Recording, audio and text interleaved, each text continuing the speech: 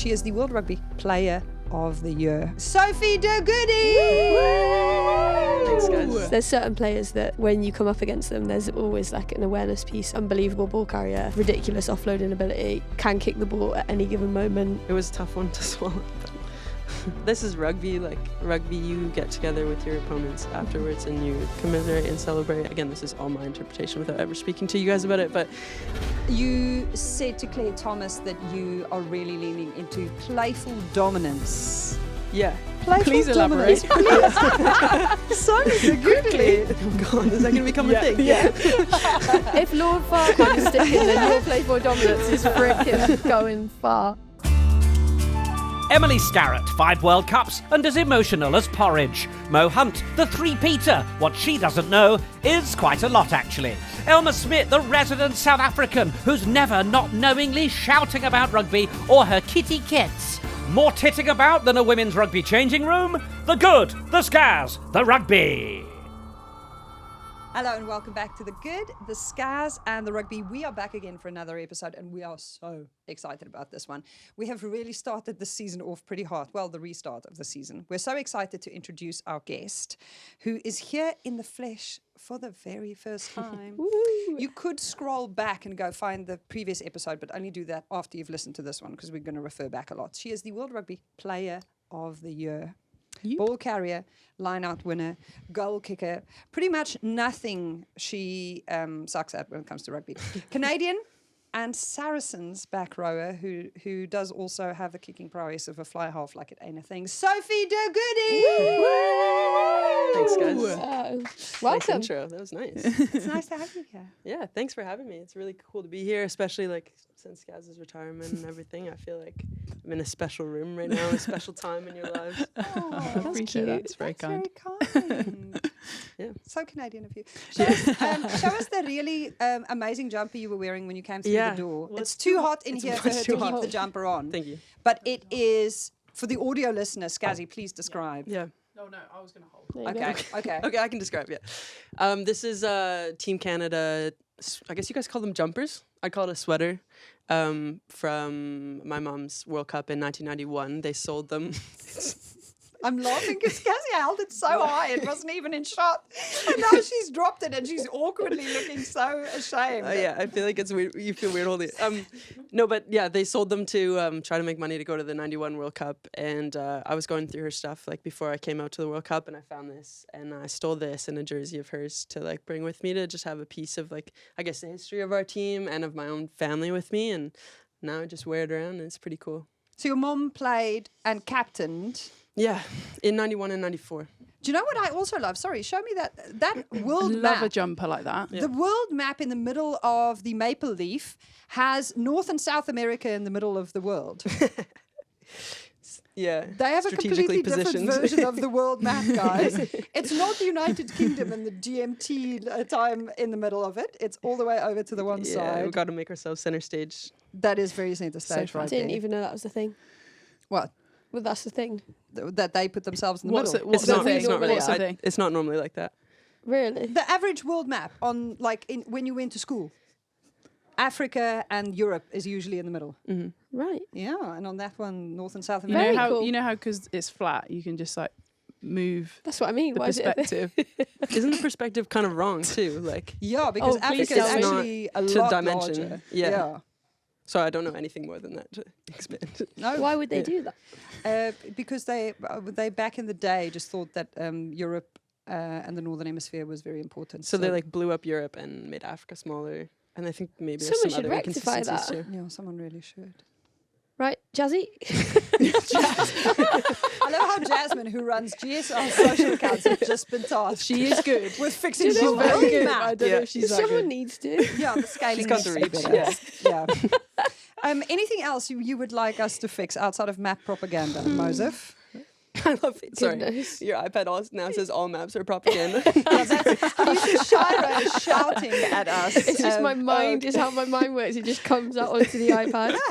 Like ChatGPT. Okay, to go back to your mom and the jumper. Your mom played and captained Yes, sorry. Canada. Your dad did as well. We established this on the last pod, and that is an unreal. don't think I've ever, and I've worked in rugby since 2011, I've never come across anyone who has credibility quite like, I mean, Scazia has credibility with a capital C, but that is another. Probably more off her own back than. She's earned all of it herself. But that is a very high standard. Is that something that people talk about? Like, do your teammates, do they know this about you? Yeah. And I feel like it was bigger when I was younger. Like, growing up, obviously you haven't made a name for yourself yet. So it was a bigger deal who my parents were. And I feel like that's part of the reason why I played so many sports and basketball growing up and everything. Because, like, I could make a name for myself and be, I don't know, an individual, I guess, in that sport. And then as I got older and I had started to do well in rugby, I started to make a name for myself and I felt more comfortable, like, just fully stepping into the rugby side of things. And it was never from my parents. It's just like, you're the daughter of Hans De Goede and Stephanie Way. And now we joke that, like, they're the parents of Sophie De Goede and it's kind of flip-flopped, but it was definitely big shoes to fill. I love that. Yeah, that's so good. How cool is very that? good. You stepped into shoes that big and you made them... Bigger. Yeah. Nice, right? That's good. Got you on. But you I'll made clip them that your and send it to parents, them. not the other way around. Yeah, I think, I mean, they really helped. They really helped along the way. And, like, they taught me a lot of leadership and discipline and all that. But yeah, I think it was helpful for me to always have a lot of things going around. And then as I got older, I felt like mature enough and strong enough to take it on. If they had to write books about leadership and excellence and high performance, what would the title of their respective books be? What would be the core of the geez. message? I'd need about That's a 3 big days to one, think yeah. about this. Yeah, I would say, like, if I had to theme it, my mom's uber competitive. And my mom's book would be all about, like, winning and, like, how you can win and, like, working alongside your teammates. She's, like, a real people person. And my dad's book would just be about discipline and effort and, like, never letting up and just, like, your body's capable of way more than your mind is thinks it is. So I think that's kind of the directions that they would go. Titling them, you'd probably want, like, an editor to do that, not me. Where do you sit with those two things? Like, would you put yourself in more of one book than the other, or like a lovely combination of the two? I'd like to think I'm a combination, but I probably can get, like, that redheaded competitiveness that my mom gets. And then that's when I have to lean into the, like, blue, calmer mind of my dad and, like, just focus on the discipline. Like, especially in rehab and stuff, it's like you don't have the competitive outlet. So I really had to lean into, like, if you want to, like, more my dad's side of just, like, discipline and getting it done and sticking to the plan. But then when I'm on the field in a rugby game, it's probably more so channeling my mum. Nice. So cool. A few things have shifted since the last time we spoke to you. You were our first guest after the last World Cup. And I don't really count Nick Heath as a guest because he's part of our extended family. So you are our first guest after this World Cup as well. Sweet. That's cool. So Funny I'll how see we you guys in always 4 do years. Book yourself Well, in now. it was 3 years this time, but yes. So you were picked at number 8 in that Rugby World Cup Dream Team. This time you won Player of the Year. As a measure of time, the last time we had Sophie De Goede here, Gloucester Hartbury had not won even one of their 3 consecutive PWR titles. My eyebrows are raised. Not sure if they've Really? moved. The Botox have kept them exactly where they are. I had to do that because I slam packs for it on comms yesterday. Did you? Yeah. Did you? She literally, when she came across to the ref, and she literally was like this. Again, eyebrows have moved. And I went, oh, I'm not sure what's going through Marley Packer's head, but if her eyebrows could move, I'm pretty sure they'd be raised right now. I told her straight away. But she would say the same about me. We So have that banter. funny. She was fine after the game. That's funny. Big fan of the Botox. Sorry. I haven't got into it yet. No. But There we are. Other things that have changed. Most face. hasn't changed. Most face is still exactly the way it was in 2022. Very good. Scazzy last time when you were on said she would love to do a kicking session with you. Has this kicking session happened? No? No, I was just listening to you then. I think maybe we should do like a little 3-on-3 basketball instead now. Yeah, I'd be down. I'm out But of. who else? You haven't trained in months. That's what I mean. So I'm not kicking, am I? Fair enough. Mo, you said Sophie should become a motivational and inspirational speaker because you were so inspired hearing her She talk. just speaks so well. Oh, thanks, guys. You really did. Thanks. And then Scazzy, you said you thought Canada had a, quote, scary amount of potential. And you said you were not looking forward to coming up against them in the next cycle. There we are. And then? and then I didn't look forward to playing them again in the next cycle. And now you don't ever have to And face now I that. don't ever have to think about it again. That nightmare is gone. You have completed it. Thank Yeah. you. Yeah, I mean, I can't quite remember the years in between. I probably didn't play many of them, but certainly that one at WXV, the most recent one, that was tough. Yeah. And any game against Canada is always super tough. The bit I said about potential was because, and I listened to the previous episode on the way here, it was just the natural physicality. Yeah, teachers. Teachers So did I. Yeah, nice way. I would have actually brought all of those points up if Alma didn't. So But it was around like the natural physicality, physical attributes that generally North Americans seem to have. And then once you hone that rugby piece, which is, I'm literally repeating what I said 3 years ago, but that was the scary piece, I think, and still is for sure. Yeah, I would say like I would echo what Scaz is saying, and I think the last 3 years has gone a long way towards honing that rugby, the tactical piece. I think Kev's been a huge part of that. He was only around for 8 months prior to the last World Cup. So I do think that we're moving in the right direction. Obviously, we still haven't beaten England, and we lost in the World Cup final, so we didn't quite hit the ultimate goal of the cycle. But I do think that we have a team of rugby players that's a lot deeper and that's has a lot more rugby experience. Like, we've just had a lot more fixtures, a lot more high quality competitive fixtures, like the WXV one, like the New Zealand wins and the tie that we've had, to be able to kind of, I don't know, get into a winning habit that maybe we didn't. Maybe we had the raw athletes before, but now we have some genuine rugby players. how much of that do you put down to like the PWR and how many of your girls are over? And are they feeling a difference with that tactical bit of it? Yeah, I think the PWR definitely helps. Like, it's helpful for us to play games every single weekend, and like to get into these training environments where there's internationals, and also play in some lower pressure games. Like, PWR is high pressure, but it's not a test match, and players like Olivia Apps played her first PWR game this weekend. She was so good. Yeah, she's so good, and she hasn't played. She's played one club game in Canada, I think. Other than that, she's only ever played international games since high school. That's insane. mental. And sevens. And sevens international and 15s international. So like, wow.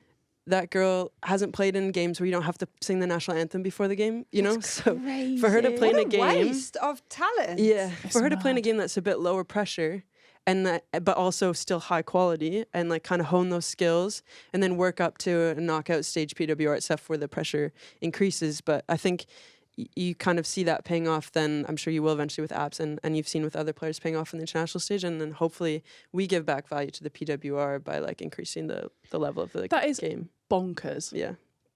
Totally ridiculous in a way. Like, what's the famous phrase around? Is it 1,000 hours? 10,000 hours? 10,000, Malcolm Gladwell, yeah. Like, if you think the amount of, say if you take me and you, Mo, and the amount of rugby games we have played in our entire life and built up experiences, skills, all of those things that you don't necessarily consciously think about in any moment, but are there. Mm-hmm. She hasn't had any of that. Yeah, I mean, And like, is still as good as she she's is. so good. Yeah. Obviously, she's one Yeah. example. But How old is Liv? Lives 27. I think sometimes, like in North America, we put so much emphasis on the S&C side of it that you don't play the games, and I think that the mindset has really shifted, and we are seeing a real importance placed on like having games to play in Canada, having us playing in the PWR, getting more fixtures with our national teams, and you're seeing that start to pay off. But historically, that's probably why we've been great athletes and not always had the tactical wherewithal to come through tight games. Squidge made this exceptional film titled The Most Innovative Team in Rugby Right Now, How Canada Are Changing the Way Rugby is Played. And he said, and producer Shira actually went and wrote this down, a game made up by schoolboys to waste a lunch break, and a game that skill or brutality alone cannot win. Innovation is everything, and only a handful of teams have led this process throughout history. Watching top teams play feels like watching 15 players working together as one entity. Players are cogs working towards a collective goal. But Canada is more like watching 15 individuals who understand each other incredibly well, thinking as individuals. Do you think that's accurate? Yeah, I think it's down to Kevin. To be honest, like, our head coach is an absolute genius, and like, he's got an engineering background. He was a bridge engineer, so he's already like, he's ahead of the game. But then when it comes to the way he thinks about rugby, he's just on a different platform in terms of like his view of the balance between structure and unstructure. And I feel like at last World Cup, because he'd only been around for 8 months, we really had to go all in on the structure and like basically do what we could within 8 months to try to have the best performance possible. And then he just completely took the reins off after that and was like, play as unstructured as you can, make the reads, and then, you know, make a read off a set piece in the backs, but then if we get momentum, try to stay on top of them, essentially. And whether that's like around the ruck, whether that's playing wide, whether that's kicking game, like how can we essentially just stay on top of teams? And then if teams do manage to slow down our breakdown, that gives us actually extra time to read what's in front of them. So there's advantages, pros and cons. And I think he did a really good job of laying that out to us and making sure that each one of us was making those decisions rather than just like your typical 9-10 directors, whatever. And so it led to this style of play where we can all just react off of each other. And if one person makes a decision, there's no like throwing the hands in the air. That wasn't what the call was. It's just a reaction, and maybe the call's still on the next play, and this is actually pulled in even more defenders, and it's even more open to go wide now. And I think, I just think his brain works in a different way when he thinks about rugby, and he's really done an incredible job of sharing that with us and empowering us. And I think you're seeing that start to play out on the pitch. I think you can definitely see it because you've got really lively nines that love to go around the breakdown, but as soon as they go, someone's just in to move the ball, and it doesn't like, whereas, you know, some teams where it's like the nine's gone and everyone's looking around going, no nine. My biggest bugbear ever. That's the worst, But so often you see nines hesitate in that role, like I definitely have throughout my career, because you don't want to stunt the play, whereas with you guys there's none of that, because as soon as someone's gone, someone else is in, and it's just seamless. Yeah, I think like ruck speed's huge for us, and that starts with ball placement. And so he was really big on like one-handed ball placement, or just popping the ball up or offloading before you ever have to really set the ruck. And then if the nine's there and no one's over the breakdown, that's fine. We have a 0-man ruck. We have a one-person ruck, and we just move the ball and we play away. And so it keeps defenses on their heels. Yeah. I love that he has said before that he became lousy at his engineering job because he was just thinking about rugby all day.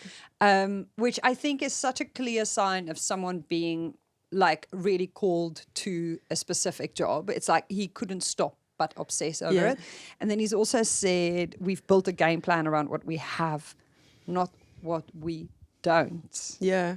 Well, I think, again, if you talk about athletes, like a fast speed of ruck, having conditioning to last 80 minutes, like that's kind of fits with our Canadian style of play. Whereas like if we tried to outmuscle teams just like on pure like mass and size alone and strength, like we're not going to be able to do that. Like if we just try to go around the corner against the English pack, like we're just going to get demolished. So we have to try to find ways to move them and like play in and around the ruck, and not just try to beat them around the corner like you would often in like a flow play style team. So we have to play differently and play to our strengths. And unfortunately it didn't pay off in the World Cup final. You guys still managed to keep the dominance over us. But I think that's like, it's the way that we have to play. We can't try to beat someone else at their game. Was that the whole plan going into the final? Say anything else? The whole plan. I mean, there were lots of aspects to the plan. Unfortunately, like I would say that our set piece really let us down. Like I take ownership on that as a forward, and it's hard for the backs to play off the back of that set piece. And then maybe some kicking, like just generally, I think we scored to start the game. We had some momentum, and then poor defense against Ellie, and then I don't know how you guys felt in terms of the momentum, but I felt like that kind of settled you guys maybe. This is my own interpretation, but like big crowd, whatever, the opposition team scores, like maybe you have some nerves, and then I think we let you back in with that try, and we let you maybe feel, again, this is all my interpretation without ever speaking to you guys about it, but I love that. Please, more. Maybe let you feel settled and like, okay, we're in this game. And then I think you guys pulled away, and we were 2 scores in it, and we had opportunities to bring it to 1 score and put more pressure on you guys, and we couldn't convert them. And then you guys, but by the end of the game it was a 3-score match or whatever, and then you pulled away, and so that it was tough. I don't feel like we put out the performance that we wanted to, and some of that's our fault, some of that's credit to England, and that's just the way sport goes sometimes. Do you think there was a hangover from the last game? Because I found this in was it 2017? Yeah, it must have been because I didn't go to the last one. But lol. In 2017, we played France in the semi-final, and it was one of the hardest games of rugby. I think a lot of us still say it was one of the hardest we've ever played. And then we came into the final, and I think New Zealand had USA, if I remember correctly, in their semi-final and ran like 50 points in. Like, do you think any of that was like a hangover of what happened previously, or? I think we were aware of trying to not let that happen. Fair. And we had an 8-day turnaround because we'd only had a 6-day turnaround between quarters and semis. So we had like a bit of extra time to, I guess, get our bodies and our minds right for the game. And it just didn't come together on the day. Like, I couldn't even, like, I think when you look back at some of the stats, like, it was pretty positive or balanced even for us, but we just couldn't put points on the board. And again, like, the set piece dominance that you guys showed, like, it was going to be hard for us to contend with that.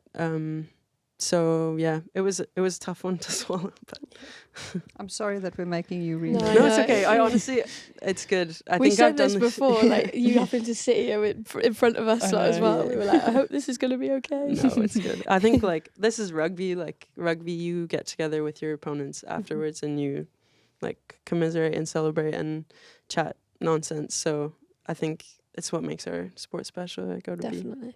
That's really mature. Yeah, I have to be humble about it. I can't let my mom's competitive side. She's Cheers, Dad. Yeah, especially with the cameras rolling. This is the discipline talking. Yeah, exactly. No, but I also, like, credit to you guys, and home World Cup win is pretty massive. So, did you think that whole final thing was going to be as big as it was?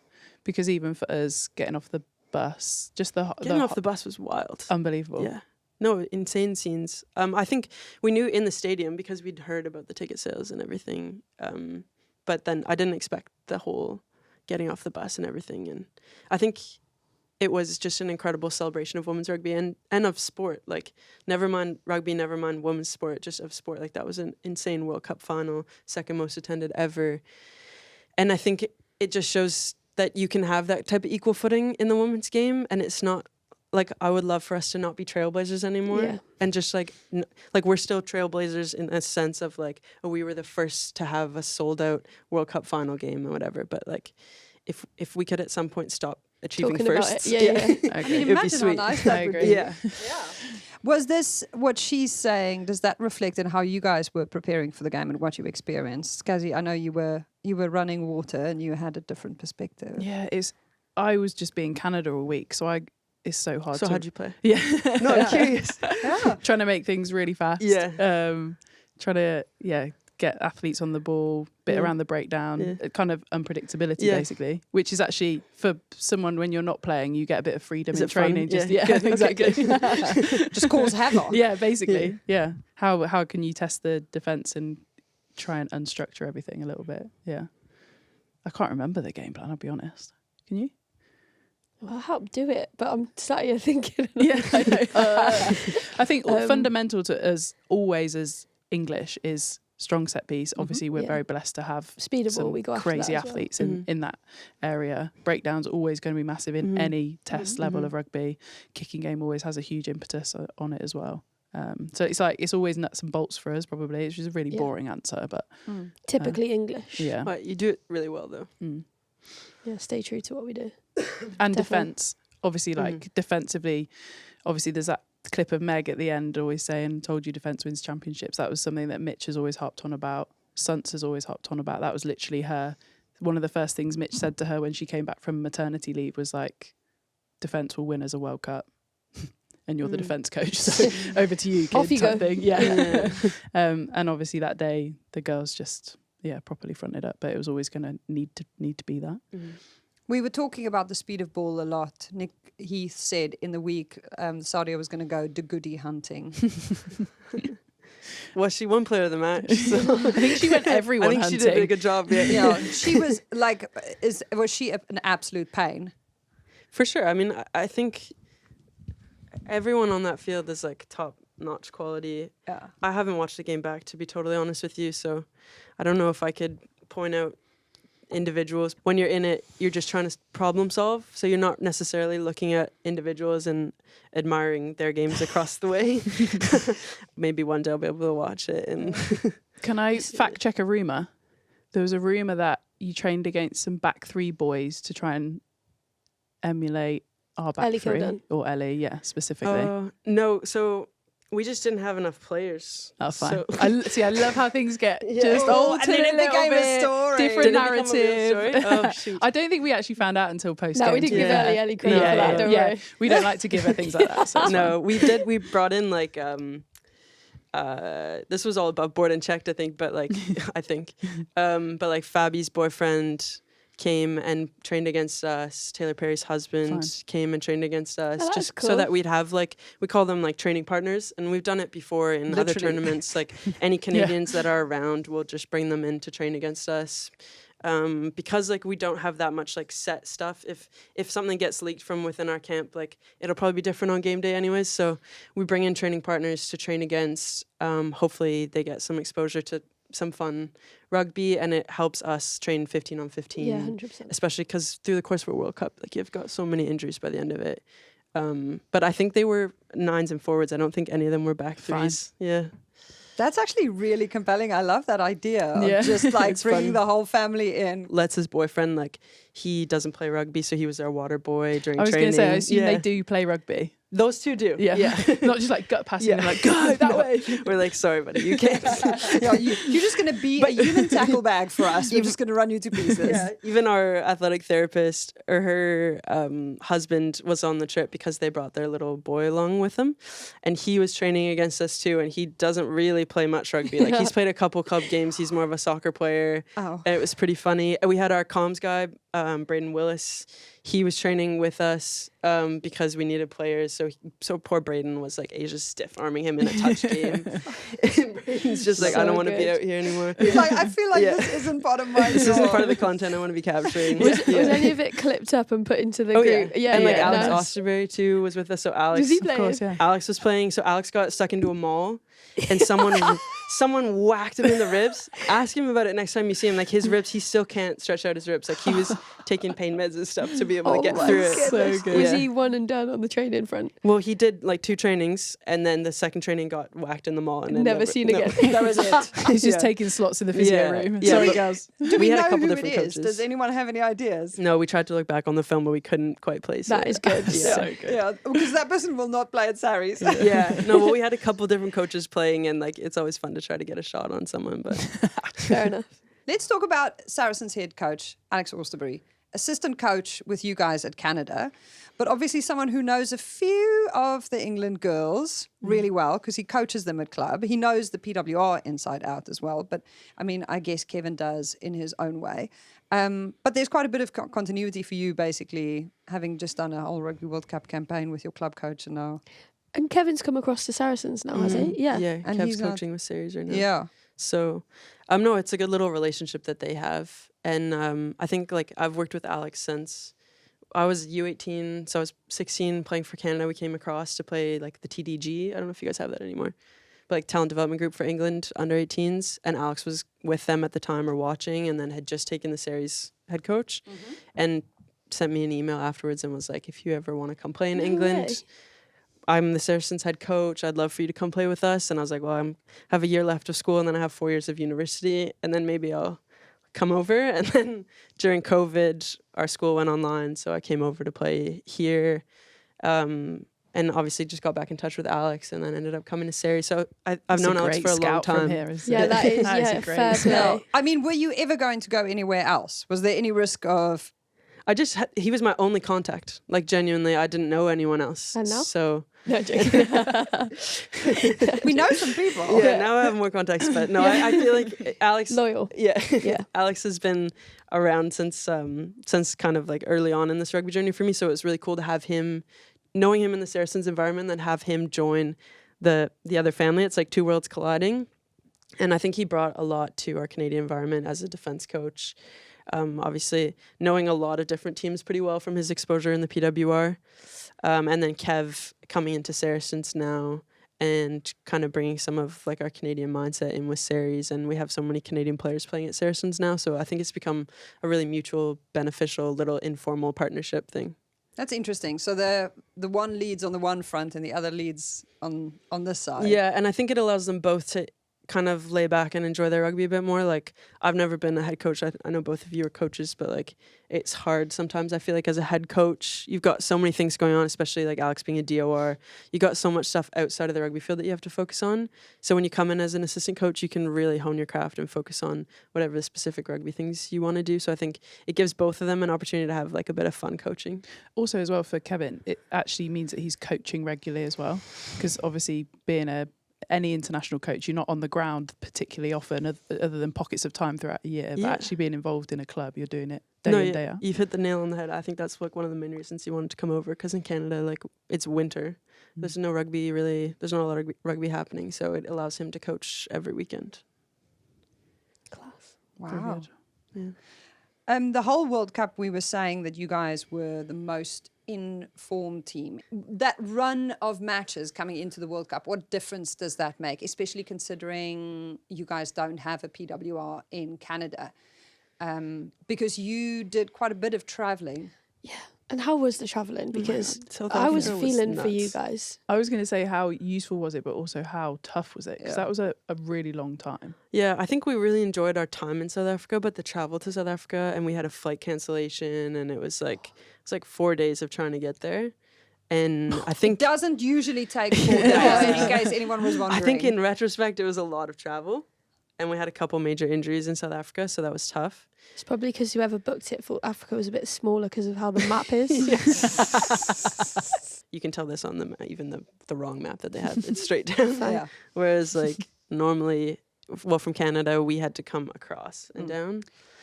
Anyways, it was a bit of it was crazy. It was a lot. And that was, but quality games against South Africa, and like loved the country, and none of us had, well, a couple of Sevens girls had been, but most of us hadn't been. Yeah, but you also didn't go to Sevens country. You went to Pretoria, Yeah. which is wild. We weren't allowed outside of the hotel gates. Really? Yeah. and- That's a little OTT that they were not allowed outside the hotel gates because they were staying in a nice hotel. But Oh, yeah. Pretoria It was is nice. 1,450 meters above sea level. Could you kick it from like the far 60? Yeah, it was fun. Yeah. But also your lungs will be clapping Yeah, you're hands, also like dying, yeah. literally after about 10 minutes. There's a sign in the tunnel as you go out onto the pitch that says you are 1,450 meters above sea level. So unnecessary. It matters. Yeah. What, But I what's think that's why they're unnecessary? doing it. As in, they've put that for the touring teams. Yeah. To say your lungs Yeah. and Do this you know what I mean? climate. Like, if I wasn't feeling it already, now I'm really Yeah. cemented. Yeah.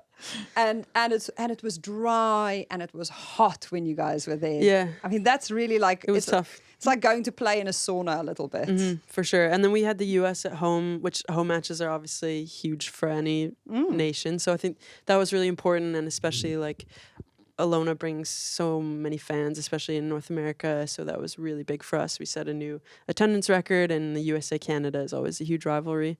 And then, went to Ireland on our way into World Cup. It's mad. That's rough. That's a lot. Yeah, It so we is a were lot. away like from July 1st, I want to say.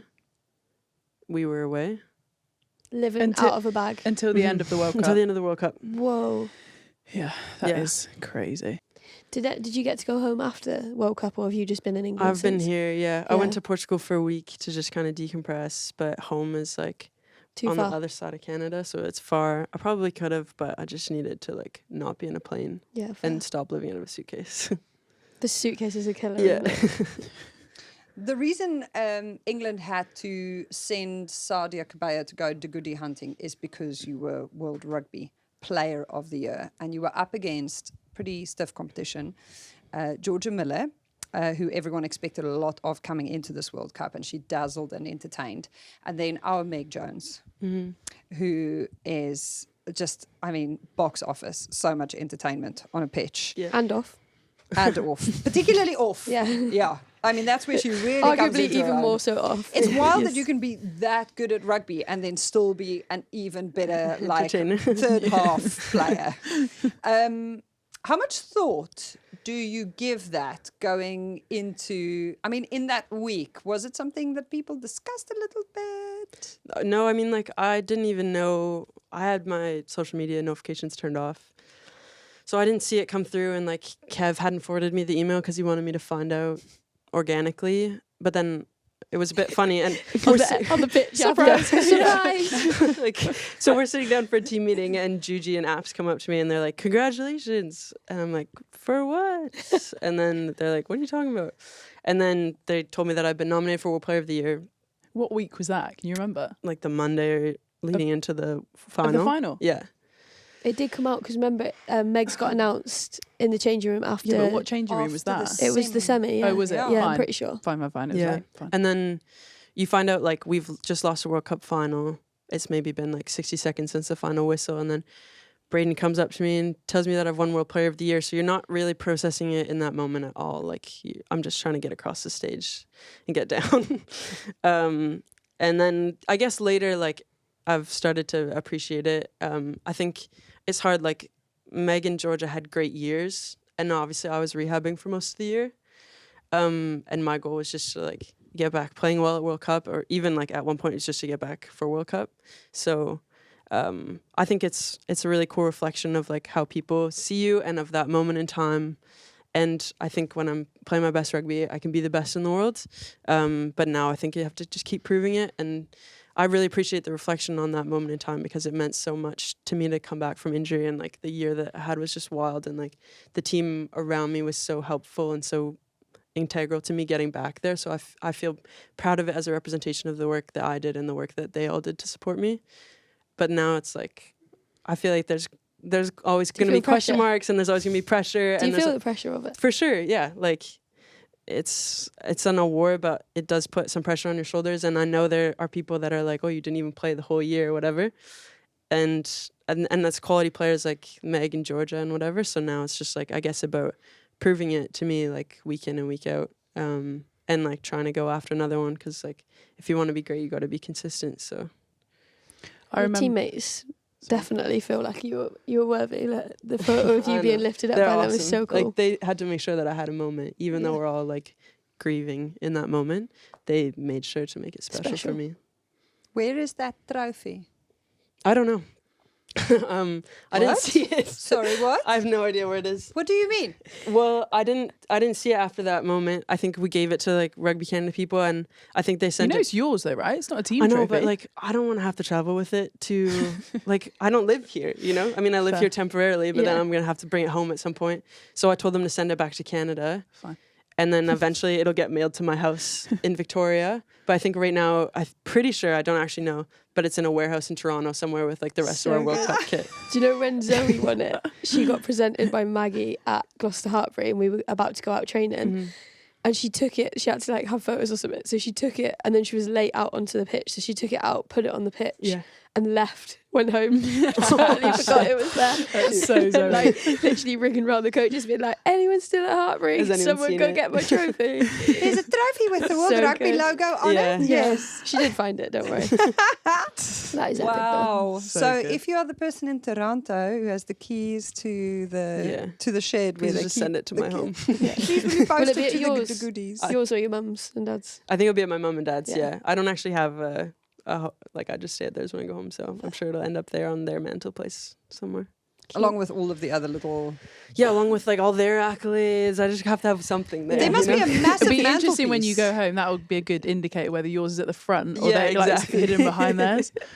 What did they say? My parents? About this little award that you won?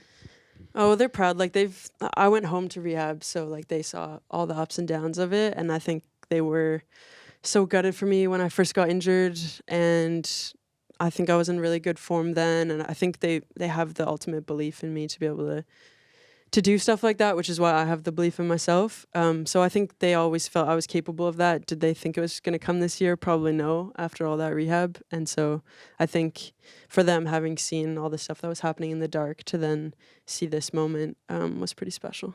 Because an ACL injury is...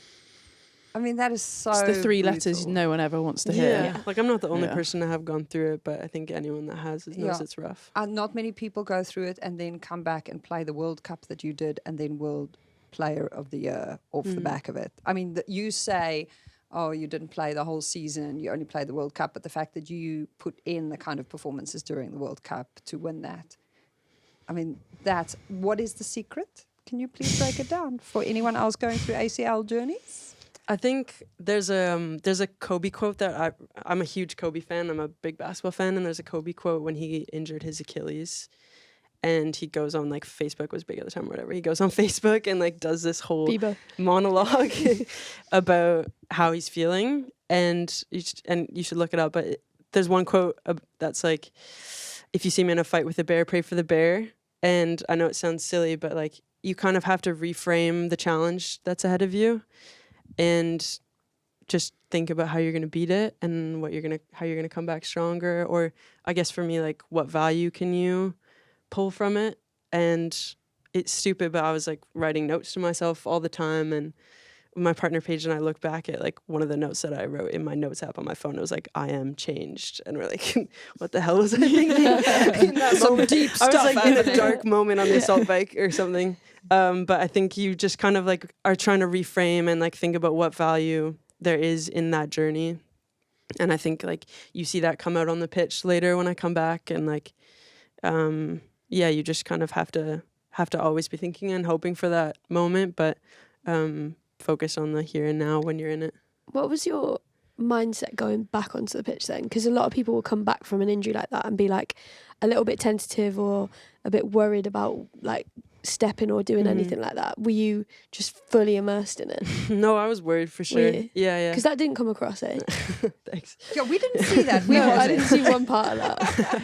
I was worried for sure, like in South Africa, it's like just get it done and dusted. Like I just wanted to get the first game back over with. I played like 20 minutes. And then in the US game, I think I was allowed to play like 40 or 50. And I got a yellow card like 10 minutes in or something. So then I was allowed to go to the 60th minute. But I think it was because I was playing slow. Like things were happening in front of me and I was taking an extra second to react to them. And so I just came late to a breakdown and did a stupid move. So I think after I kind of shook that off from that yellow card moment, honestly, it was like slowly getting more and more comfortable through the rest of that US game. I think I played better. Through the Ireland game, I got some confidence back. And then once we started in Fiji, we had a set play that I scored off of like right away in the game. And that was like, boom, I feel confident now. Like I feel like I have my legs underneath me and just kind of ran with it. And the girls are great too at like really integrating you. I feel like anytime you come back into a team when you're well supported, they kind of take some of the nerves away too. Yeah, for sure. Oh, that's helpful. But it's also really interesting to see that insight, that it is a bit of a journey and that it is those games that you needed to kind of get through, get enough time, minutes in the legs. Yeah, and like I was hoping to come back for Pack 4, and then my rehab wasn't going well and I had like all this swelling in my knee, and then they found out that I had an infection. And so then I had to go in for another surgery like the day that they left for Pack 4, and like had an IV and PICC line in and stuff like that to try to get rid of the infection. So it was like not the comeback that I had hoped for. So it was a bit of like a last minute thing to try to get comfort. But I was like, thank goodness we have all these games in the lead up to the World Cup. Otherwise, I think it would have been a tougher go for me. And you watched the Olympics? I didn't watch it, to be honest. Did you not? Yeah, I look back at highlights and like cheered the girls on like when I saw the results, but it was too much to watch. Oh, yeah. I'm sorry. No, it's okay. It's just the way it is. Like sometimes you just miss, like, sport is so awesome because we feel all these huge emotions. Like there's the thrill of victory and there's agony of defeat or of injury or of missing out or whatever it is. And like they're still your teammates and your friends, and I'm so happy for them that they got the silver, for them personally and for Canada, because I think it'll really make a big difference to growing rugby in Canada, just like our World Cup will. But for me personally, it was hard. So I was like cheering them on from afar, I guess. You sound so balanced when you talk about it. It's hard to imagine you being in such a dark place that you can't like watch, and that you're writing those serious notes to Because she's yourself. changed. Yeah, it's because I haven't changed. I am changed. No, but at the moment, I probably hadn't fully processed it. And then now with the gift of hindsight, it's easier to talk about. Yeah. Was this your first big injury? Yeah. Because I often find that, not that you wish injury on anybody, Yeah. but it gives you a very different perspective, understanding of certain work ethics, understanding of your body, all of those things that actually I think can springboard people on post that. As I say, you never wish an injury on anyone, but sometimes trying to find the not positives in it, but the things that you can move forward with. Yeah, like I think you have to find the positives in the value, because otherwise, like it's not a wasted year, but it feels like a wasted year. So you have to try to draw whatever you can from it, and there is stuff to draw. Like there's perspective, there's emotion. Like I learned to really take it day by day and take what's in front of you. Like some days my knee would feel great, and then the next day it would feel like crap. And I would have to know that the next day it could feel great, and I couldn't overreact to one or the other. And I think that on a micro scale in a game, like you can't overreact to a play or whatever. So I think it really helped me learn to be even keeled. Jeez, you were pretty even keeled already. Yeah. Maybe too monotone. Very similar. Yeah, there's a lot of Mostly Are you listening, feeling being it like, as I don't well? understand it. I don't resonate with any of this. Yeah, I'm just like, how are you like this? I don't understand. Scaz has tried her best to teach me over the years, but you need people still like work that, in progress, you know what I mean? No, please never change. No, I know. We love the emotional roller coaster that we go on daily, don't we, Scaz? We love it. And I say we because she comes with me. She has no Every choice high in the and every matter. low. Who's your Mo that goes on the roller My coaster? Mo? Good question. Well, I do think Paige is like very like extroverted, emotional. Like she's a great storyteller. She's really funny, and so I like to just like sit back and like kind of drink in her energy. And I think it's really infectious to the people around us. So for me, then I can just sit back and laugh, and she can be the center of attention, which is nice. We like to fade into the shadows a little. Yeah, I wouldn't say I'm a centre of attention. Well, I like to appreciate others. Exactly. Sorry, did you just say, I don't know if I'm a centre of attention girl? Yeah, right. Compare me to Meg, who's the centre of attention girl. It's a Am I sliding right? scale. It's different. Yeah. Yeah, Am I it's right? different. Am I right? Am I then? right? Am I right? Centre of attention right there. Elma. Sorry. What the helly? There's a fair bit of main character energy going on. Yeah. With me? In the room. Scaz, that's nice. In the room. In the room, but your jumper all has about the you, most. Scazzy's got the main character energy jumper today, definitely. It's really black feel and it. white. It's really It's good. grey. I honestly don't know how you're wearing that right now. I'm sweating. Oh, well, yeah, I'm warm. I feel my cheeks are radiating. I Scazzy don't know dance that's- and all that, She you does it know. all the time, so her face glistens. Yeah. Oh. Smart. What's it like being on the other side, main character energy girl? When Sophie's in the opposite team, how does that change how you prepare? I think you just have to have awareness. There's certain players that when you come up against them, there's always like an awareness piece of, you know what they bring, you know that it's intense. Like obviously unbelievable ball carrier, ridiculous offloading ability, can kick the ball at any given moment, see space, all of the above.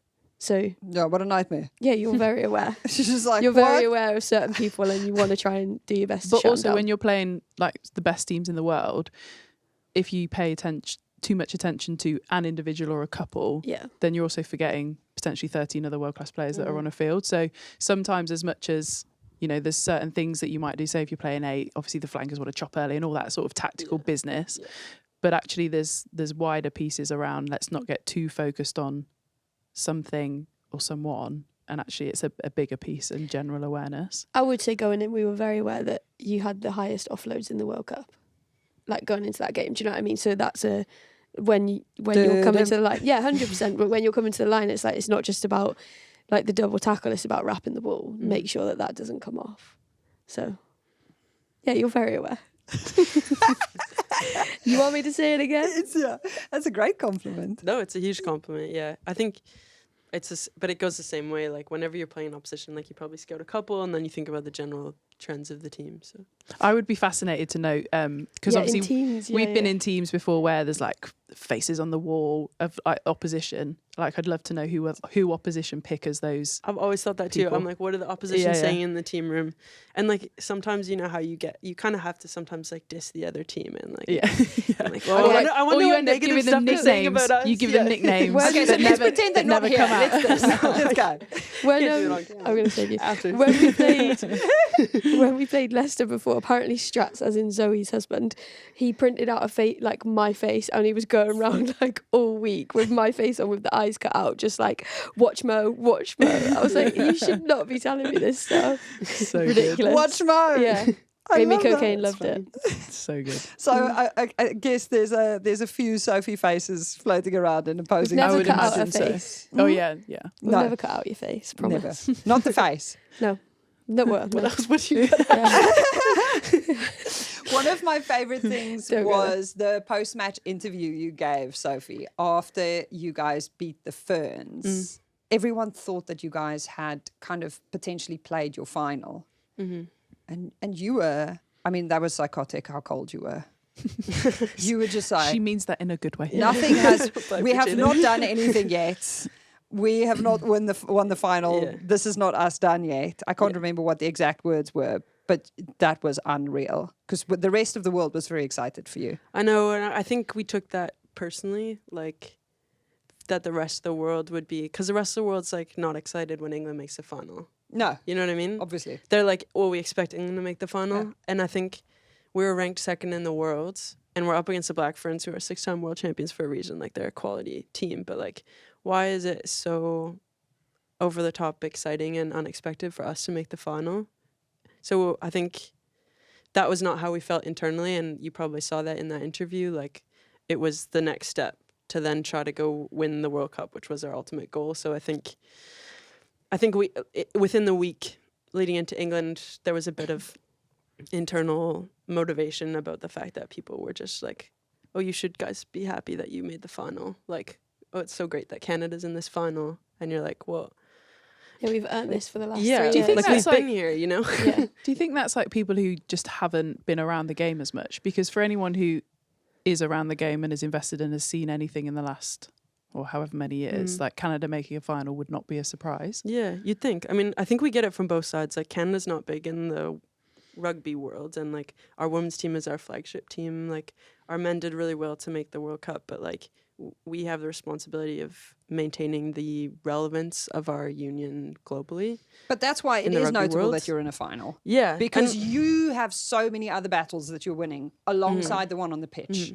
yeah. But I guess within the World Cup, like, because you're just focused on it internally, I can understand how externally you feel that way. But like when you're on the pitch, like, you're like, why does anything matter off of it? And like if you think about all the other stuff off of it, you've already lost. So like we're just so focused on like we have the ability to win this. And then yeah, I think like I said, Canada's not big in the rugby world unless you're paying attention to the women's game. And then in Canada, rugby's not big. And so we're constantly like kind of fighting it from both sides of like trying to make Canada more relevant in world rugby, and then make rugby more relevant in Canada. So I think you get surprised from both ends, and I do understand it. But like when you're looking for motivation, you definitely internalize that. Yeah. Yeah, it's great fuel. Yeah. Take it, all of it. But you guys also threw down the gauntlet in a big way when you were like, mission, win, Rugby World Cup 2025. Yeah. It's a very North American thing to do. It is. Like, no one here would Just ever, lay it out. I can tell you, I've lived here for 4 years. No one would ever go mission anything. They'd just be like, we're very happy to be here. Thank you very much. Don't look at us, We will please. try our very best. Yeah. You guys went large. You put it out there. You said, we're going to stake this claim. This is our title to go and win. Yeah, well, I think we had to for like to attract investors. Like, Was that you guys? no, it was the marketing team. I think I'm not sure who came up with the slogan, but Yeah. because we had a budget of like 2.6 million Canadian. We were just like trying to, I guess, get to 3.6 because Kev was like, with 3.6, I can get all the camps and like the fixtures that I want.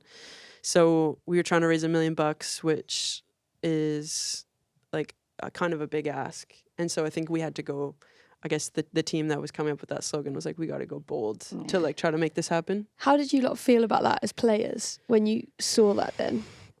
Well, I think it was our internal mission, so it wasn't Widely out inconsistent there, with yeah. that. And like, I think it might be different if England were to say that, like, you guys are the favorites to win the World Cup, so you're putting more pressure on yourselves.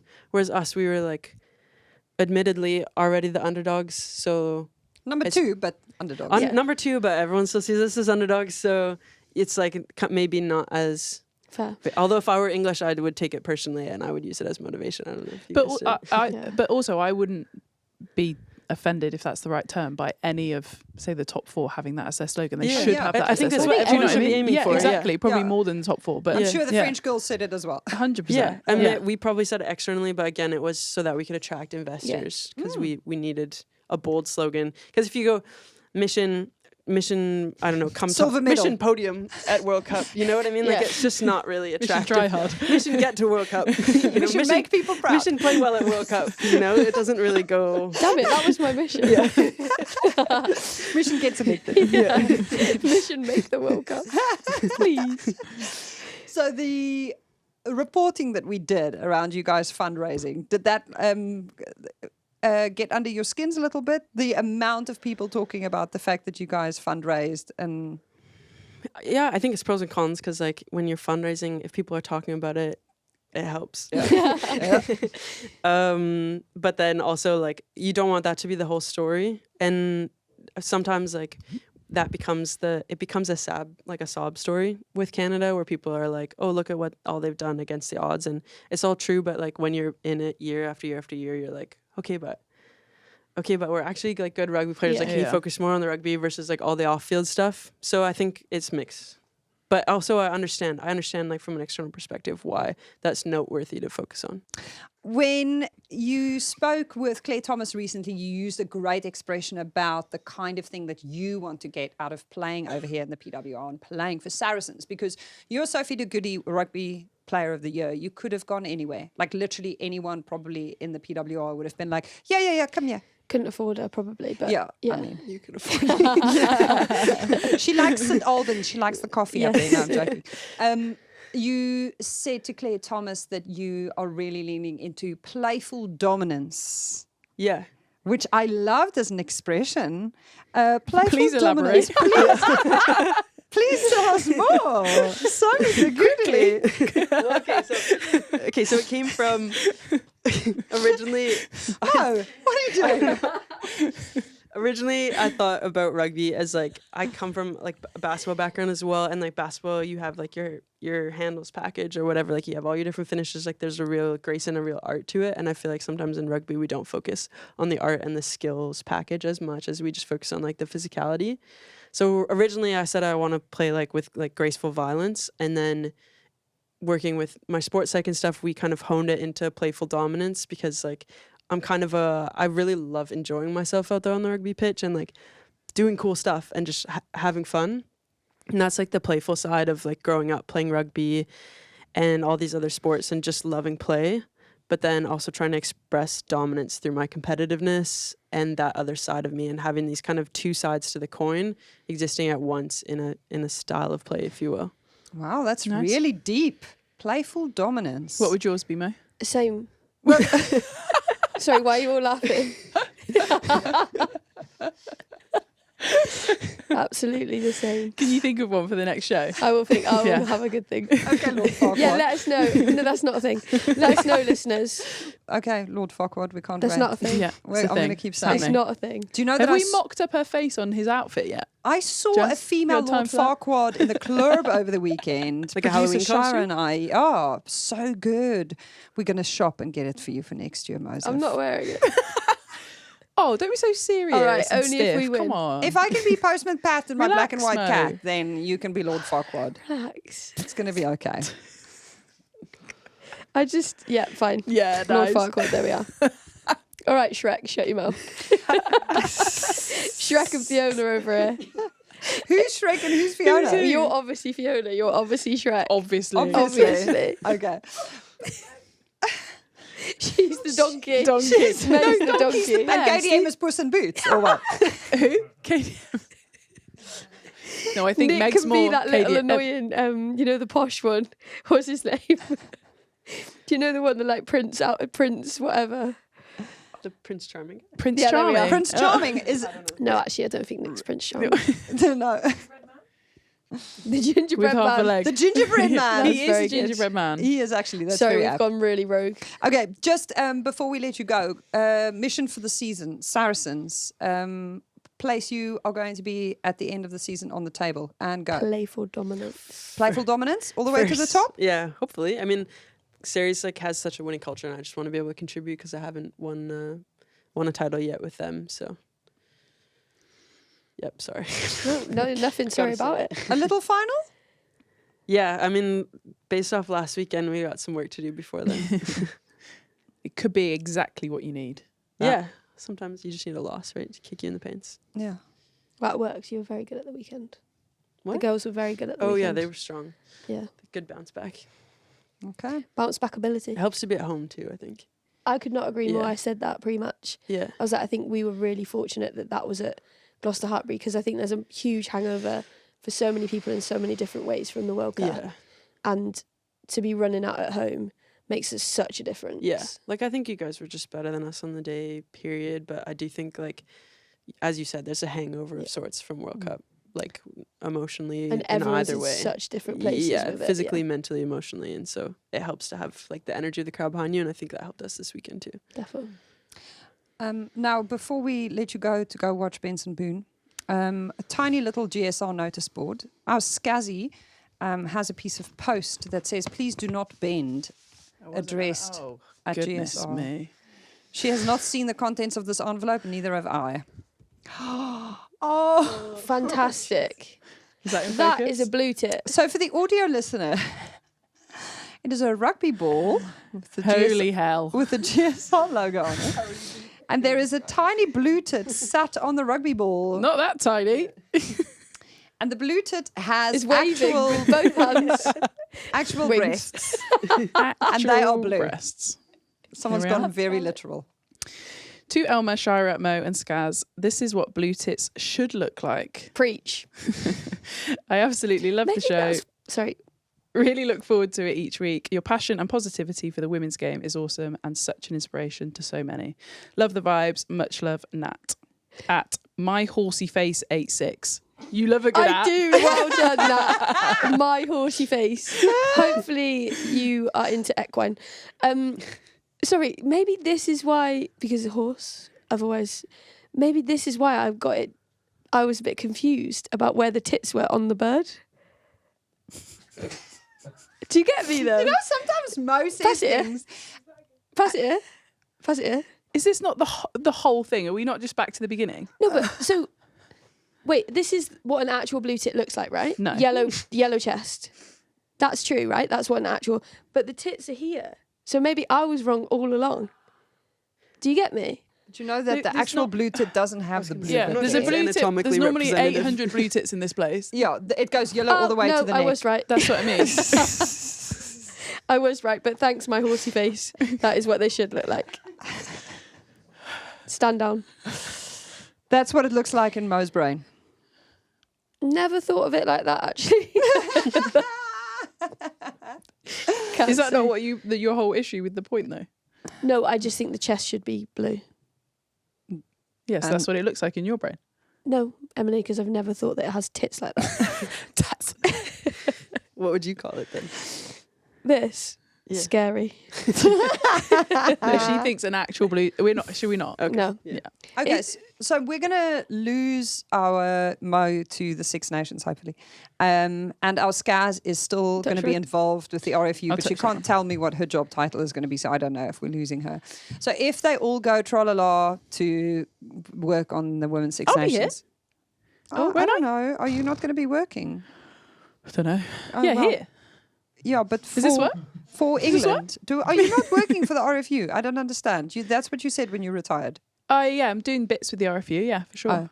I don't She know whether it will doesn't keep me know. busy during the Six Nations. though. Okay, well, if our Scaz is too busy for us during the Six Nations, or perhaps you could just join her and bring all of your balance and your playful dominance. Would you like to join us Yeah, again? that would be so fun. Yeah. Yeah, I'd love to. Yeah. Yeah. No, and I then really you can enjoyed tell doing us this. exactly how to beat England. I can try. Or your I haven't theory. figured it out yet, to be yeah, honest. but while you're stewing on it, by Yeah. the time you get back here for the Six Nations, then we can Yeah, for sure. unpack some I'd of love your to. theories. Yeah, I love That would chatting be fun. rugby. Yeah. Okay, that sounds like a good idea. What happens if I don't get picked? No, I'm joking. I don't think I can go back there, Mo. I'm playing. Scazzy No, has okay. actually physically If just you don't rolled get her picked, eyes. I'm also not available because I'm in your house counselling. I'm sweaty. I wouldn't touch my hand. Just don't switch off the notifications on your phone again this time, please. Perfect. Don't delete WhatsApp. I don't know how you do that for like a whole week. Switch off your notifications. Yeah, it's the best. It's on. I don't know if I This just guy have one never on has there. them on. Yeah, it's honestly the best. Oh, okay. It's just like you can be in your own brain and Yeah. not be constantly interrupted. I do You are not the want to be same in my own brain. I do not want to live there. Get me out. Give me all of the notifications. I get overwhelmed. I might not reply. I will reply in my own time, but keep them coming. Yeah, my FOMO could definitely never. Mo needs to feel the love. Yeah. The two of you are weirdly alike. It's just becoming more and more apparent the longer you sit there next to one another. I'm happy with that. Yeah. Final question from producer Shira. Do you think that, Scazzy, you would have been able to just do the Sophie and play in the back row and do the kicking and then go to the back row and then do the kicking? 0 chance. Okay. Yeah. I did always want to go up in line out. I always wanted to go up in a line out. Never wanted it to be a maul. So I could have like done that bit and then I could have probably hovered at the back of a scrum, but probably only an attack. So I would have been and a then bit... when it comes backwards, you're like, You don't yeah, hover at the It's back. not that bad. It's I not would that have been bad a until bit you go into the picky. second row. Yeah, I The would second not row's have the wanted the worst. second row. Not one part of me. Yeah. So many people, obviously, because you're tall, when I was growing up, were like, oh, you second row. And I'm like, no. no. If you were trying to turn me into a second row, I would have left the sport, I think. And I love all the work the second rows do, but it just was never for me. Basketball would have gained one. Yeah, for sure. Oh, Yeah. She's a diva, guys. You saw it here first. Thank you so much for joining us, Sophie. Yeah, no, thank you guys. It's been really thank you. nice. Thank you for bringing your prowess, your talents, and your playful dominance to the PWR. Oh God, is that going to become a thing? Yeah. If Lord Farquhar is sticking, then your playful dominance is freaking we could have gone. going We far. could have gone much further with it. We were very mature today about it all. I feel like I'm going to regret this one. Yeah. It's never gonna leave. Thank you, Scazzy. Thank you, Capelms. Thank you, Mosef. Pleasure. Say hi to Benson Boone. Oh, well. We've been the Good, the Scaz and Rugby, a Folding Pocket production, produced by Shira Kilgallen. Yeah.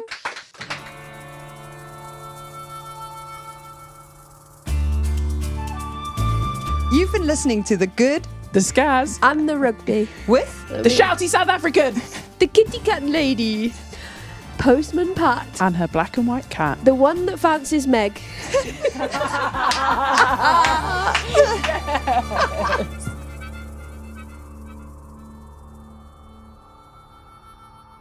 No, Emily, because I've never thought that it has tits like that.